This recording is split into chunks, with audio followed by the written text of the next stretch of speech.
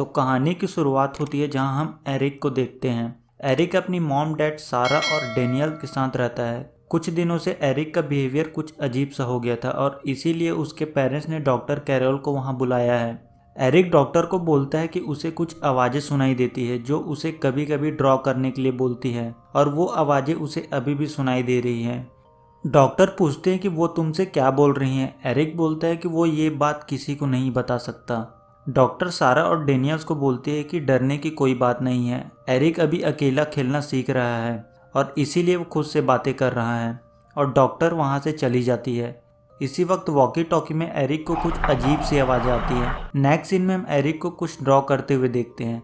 इसका मतलब वो आवाज़ें उसे कुछ ड्रॉ करने के लिए बोल रही हैं। डॉक्टर जा रही होती है कि अचानक गाड़ी की रेडियो से कुछ अजीब सी नॉइज़ आने लगती है और एक फ्लाई यानी मक्खी उड़ता हुआ उसके कान में जा घुसता है, जिसके बाद उसकी आंखें रेड होने लगती हैं। वो पोजेस्ड हो जाती है और उसकी बॉडी पर उसका कंट्रोल नहीं रहता। गाड़ी की स्पीड लगातार बढ़ती है और एक पेड़ से जाकर टकरा जाती है और डॉक्टर की मौत हो जाती है। दूसरी तरफ हम देखते हैं कि एरिक ने एक पेड़ की डाली की पेंटिंग बनाई है जिसमें ब्लड लगा हुआ है। डेनियल काम कर रहा होता है कि उसे एक पुरानी वॉल के बीच एक क्रैक नजर आता है जिसके आसपास काफी सारी मक्खियां उड़ रही होती हैं। खैर, फिल्म कंटिन्यू करती है और हम देखते हैं कि एरिक बाथ टब में बैठा हुआ है और उसे फिर से वो आवाज़ें सुनाई दे रही हैं। उसी वक्त सारा वहां आ जाती है और सारा एरिक के हाथ में एक चोट का निशान देखती है। उसे लगता है ये सब बिल्लियों के साथ खेलने की वजह से हुआ है। एरिक सारा से बोलता है कि क्या ये सच है कि डैडी उससे नफरत करते हैं। सारा पूछती है कि ये सब उसे किसने बोला है। एरिक बोलता है कि डैडी ने उसे ये बोला है। रात में सारा और डेनियल रूम में होते हैं और डेनियल टीवी पर डॉक्टर जर्मन का इंटरव्यू देख रहा होता है जिन्होंने ईवीपी यानी इलेक्ट्रॉनिकल वॉइस फिनोमिना के ऊपर अपनी बुक लिखी है, जिसका मतलब ये है कि मरने के बाद भी आत्माओं की आवाज़ों को कैसे सुना और समझा जा सकता है। सारा डेनियल से पूछती कि क्या उसने एरिक से कुछ बोला है। डेनियल बोलता है कि उसने एरिक को कुछ भी नहीं बोला है।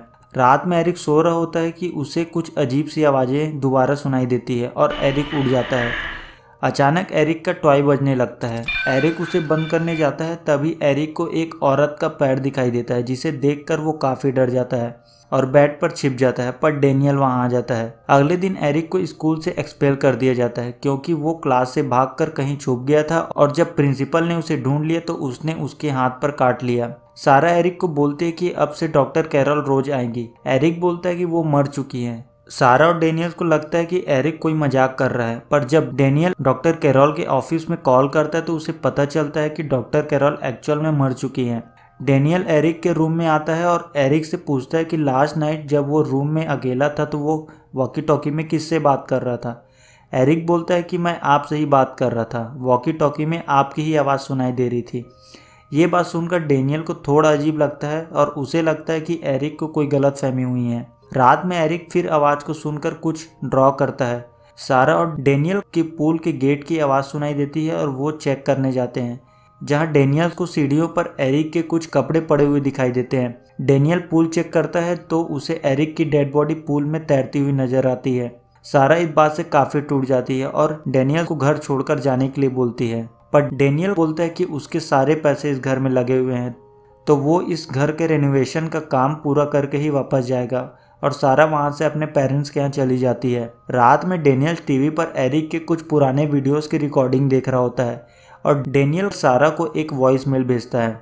अगले दिन सुबह डेनियल को सारा का कॉल आता है और वो बोलती है कि जो वॉइस मेल उसने भेजा है उसमें कुछ अजीब सी आवाज़ें आ रही हैं।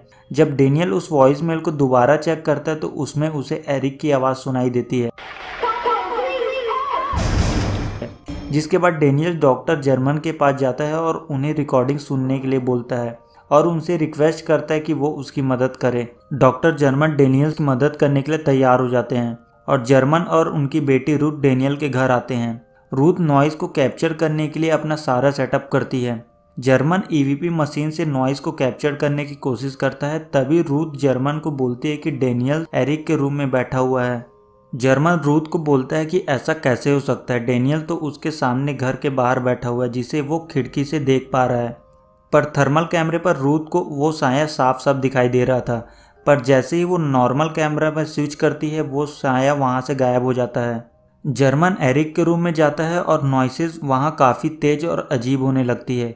रूथ बोलती है कि वो शायद ठीक आपके सामने है, पर सडनली नॉइस काफ़ी ज़्यादा तेज हो जाती है और जर्मन उसे हैंडल नहीं कर पाता। खैर कहानी आगे बढ़ती है और हम देखते हैं कि रात में जर्मन सो रहा होता है कि अचानक एक डरावनी सपना देखकर वो उड़ जाता है, जिसके बाद जर्मन को किचन से कुछ आवाज़ें आती है। जर्मन किचन में जाता है जहाँ जर्मन सोफिया को देखता है। सोफिया जर्मन की वाइफ थी, अब वो मर चुकी है। सोफिया बोलते हैं कि काफ़ी लंबा वक्त गुजर गया हमें मिले हुए, लगता है कि आप मुझे भूल गए हो। सोफिया जर्मन के हाथ को एक चाकू से काटने लगती है, पर उसी वक्त रूथ वहाँ आ जाती है और जर्मन को उसका हाथ काटने से रोक लेती है। दूसरी तरफ सारा अपने पेरेंट्स के घर पर होती है। सारा को रात में एक कॉल आता है जो एरिक का होता है। एरिक बोलता है कि वो लोग उसे मार डालेंगे और वो रूम में बेड के नीचे छुपा हुआ है, जिसके बाद सारा घर वापस जाने के लिए निकल जाती है। अगले दिन सुबह रूथ को एक पेड़ दिखाई देता है जिसमें काफ़ी सारी बिल्लियों की डेड बॉडी लटकी हुई होती है, जिसके बाद डेनियल और जर्मन उन बिल्लियों की बॉडी को जमीन में दफन करते हैं। दूसरी तरफ रूथ मेडिकल शॉप से वापस आ रही होती है कि उसे एक औरत बुलाती है। इधर सारा घर आती है और एरिक के रूम में जाती है, जहाँ बेड के पास एरिक बैठा हुआ दिखाई देता है। पर जैसे ही सारा एरिक के पास जाती है वो बेड के नीचे छिप जाता है और सारा जब बेड के नीचे देखती है तो उसे एक पैर दिखाई देता है जो किसी औरत का होता है। सारा ये सब देखकर काफ़ी डर जाती है, पर तभी पीछे से एक औरत का साया उसे पकड़ लेता है। इधर जर्मन डेनियल को बताता है कि बिल्लियों का इस तरह के पेड़ में लटकना ये थ्रेट है और वो हमें वार्न कर रहे हैं कि हम उनकी टेरिटरी में घुस आए हैं। रूथ वहां आ जाती है और बोलती है कि इस घर को 300 साल पहले एक कोर्ट की तरह यूज़ किया जाता था, जहां बेगुनाह औरतों को टॉर्चर किया जाता था और सज़ा दी जाती थी। तभी अचानक सारा की बॉडी ऊपर से नीचे गिरती है, जो किसी फंदे से लटकी हुई होती है, और हम ऊपर खिड़की पर एक साये को देख पाते हैं। रूथ जर्मन को बोलती है कि उन्हें यहाँ से चले जाना चाहिए। जर्मन बोलता है कि उसे अपनी पूरी ज़िंदगी इसकी तलाश की है और वो इसे इस तरह ऐसे ही छोड़कर नहीं जा सकता। यहाँ रूथ अपनी मॉम के बारे में पूछती है कि उनके साथ क्या हुआ और उन्होंने ऐसा क्यों किया। इनकी बातों से ऐसा लगता है कि रूथ की माँ सोफिया ने सुसाइड किया था। रूथ कैमरा रिकॉर्डिंग चेक करती है तो उसे सारा की सुसाइड की रिकॉर्डिंग मिलती है। तभी जर्मन और रूथ को गन शॉट की आवाज़ आती है और वो लोग डेनियल के रूम में जाते हैं, जहां डेनियल आउट ऑफ कंट्रोल हो चुका है क्योंकि सारा उसे चारों ओर दिखाई दे रही है। जर्मन डेनियल को बोलता है कि अगर इस घर में उन औरतों को टॉर्चर किया जाता था तो घर के नीचे ऐसी जगह जरूर होगी जहां उनकी बॉडी को रखा जाता होगा। डेनियल उसे बोलता है कि उसे पता है कि वो जगह कहाँ है और वो लोग उसी पुराने वॉल के पास जाते हैं जहाँ से मक्खियाँ उड़कर बाहर आ रही थी। डेनियल उस वॉल को तोड़ता है और उसके अंदर एक बेसमेंट होता है और जब वो लोग अंदर जाते हैं तो उन्हें एक औरत की सड़ी हुई बॉडी मिलती है जो किसी पिंजरे में बंद होती है।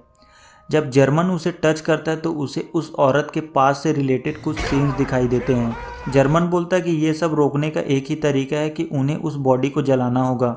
जर्मन और डेनियल पेट्रोल लेने जाते हैं और जर्मन बोलता है कि उसे और पेट्रोल की ज़रूरत है और वो एक पेट्रोल के डब्बे को लेकर अंदर चला जाता है। जर्मन रूथ को बेसमेंट के बाहर ही रुकने के लिए बोलता है और बोलता है कि अगर वो 10 मिनट में वापस नहीं आया तो वो ये घर छोड़कर चली जाए, और जर्मन अंदर जाता है। जिसके बाद रूथ की मॉम सोफिया दिखाई देती है। सोफिया उसे अपने पास बुलाती है और बोलती है कि अब तुम काफ़ी बड़ी हो चुकी हो, पर ये दुख की बात है कि तुम मेरे फ्यूनरल में नहीं आई, और उसे अपने पास बुलाती है। पर रूथ को ये रियलाइज़ हो जाता है कि वो उसकी मॉम नहीं है और उस औरत की आत्मा सोफिया पर हमला करती है। दूसरी तरफ डेनियल्स को सारा और एरिक का साया दिखाई देता है। सारा डेनियल्स को बोलती है कि वो ये सब मत करे, नहीं तो वो लोग हमेशा के लिए गायब हो जाएंगे, और वो डेनियल को पोजेस्ट कर लेती है और डेनियल्स खुद पर पेट्रोल डालने लगता है। जर्मन बॉडी को आग लगाने वाला होता है, तभी वहाँ रूथ आ जाती है। अब रूथ पूरी तरह से पोजेस्ट हो चुकी है और अपने कंट्रोल में नहीं है, पर जर्मन किसी तरह से उस बॉडी को जलाने में कामयाब हो जाता है और सब नॉर्मल हो जाता है। जिसके बाद रूथ जर्मन से पूछती है कि क्या सब ठीक हो गया है। जर्मन बोलता है कि लगता तो ऐसा ही है, पर यह देखने के लिए वो यहाँ नहीं रहेंगे। डेनियल एरिक के रूम में बैठा होता है, तभी उसे एरिक के बनाए ड्राइंग्स दिखाई देते हैं जिसमें हर एक इंसिडेंट की ड्राइंग होती है जिसे एरिक ने बनाया था। यहाँ हम एक फ्लैशबैक में देखते हैं कि डेनियल को फ्लाई यानी मक्खियों ने पोजेस्ट कर लिया था, जिसके बाद डेनियल ने एरिक को ले जाकर पूल में डुबो कर मार दिया था और उसके ड्राइंग में ये सांप दिख रहा होता है। डेनियल ये बर्दाश्त नहीं कर पाता और अपने आप को गोली मार लेता है, और यहाँ हमें उस औरत का साया दोबारा दिखाई देता है। और दी एंड। तो ये एक गुड हॉरर मूवी है जिसका प्लॉट काफ़ी सिंपल है, पर जिस तरह से इसे एग्जीक्यूट किया गया ये मूवी को ज़्यादा इंटरेस्टिंग बनाती है। खासकर इसका बैकग्राउंड म्यूजिक, फिल्म का लोकेशन और एक्टिंग परफॉर्मेंस जो काफ़ी ज़्यादा अच्छा है। और फिल्म के कुछ प्लॉट ट्विस्ट रियली आपको सरप्राइज करेंगे, खासकर फिल्म की एंडिंग जो अनएक्सपेक्टेड था। तो ये वीडियो कैसा लगा नीचे कमेंट करके ज़रूर बताइए। चैनल को सब्सक्राइब नहीं किया तो चैनल को सब्सक्राइब कर लीजिए ताकि मैं आप लोगों के लिए इस तरह के वीडियो और भी लाता रहूँ। Thank you so much. मिलते हैं अगले वीडियो में, तब तक के लिए बाय बाय।